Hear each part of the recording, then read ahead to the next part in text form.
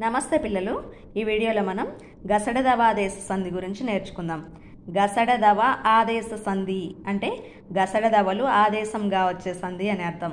ఆదేశం అంటే ఒక అచ్చు స్థానంలో ఆ అచ్చుని వెళ్ళగొట్టి వేరే అచ్చు వచ్చి చేరడం అన్నమాట. సూత్రం చూద్దాం. ప్రథమ మీది పరుషములకు గసడదవలు ఆదేశమగును.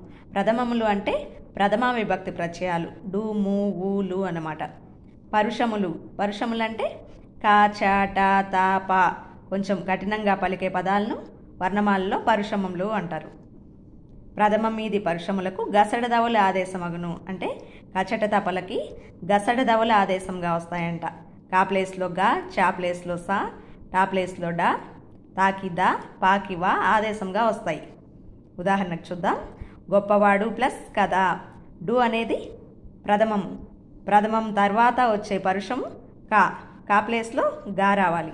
గొప్పవాడు గదా వచ్చిందిగా. నెక్స్ట్ కొలువు ప్లస్ చేసి. ఊ అనేది ప్రథమం తర్వాత వచ్చే పరుషము చా. చాకేం రావాలంట సా.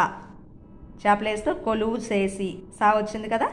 నెక్స్ట్ వాడు ప్లస్ టక్కరి. డు అనేది ప్రథమం తర్వాత వచ్చే పరుషము టా. టాకేం రావాలి డా.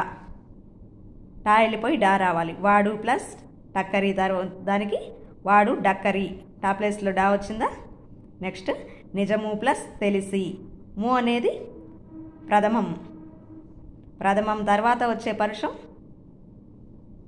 తా. తాకి దా రావాలి. నిజము తెలిసి వచ్చిందా. తా ప్లేస్లో దా. నెక్స్ట్ పాలు ప్లస్ పోయక. లు అనేది ప్రథమము.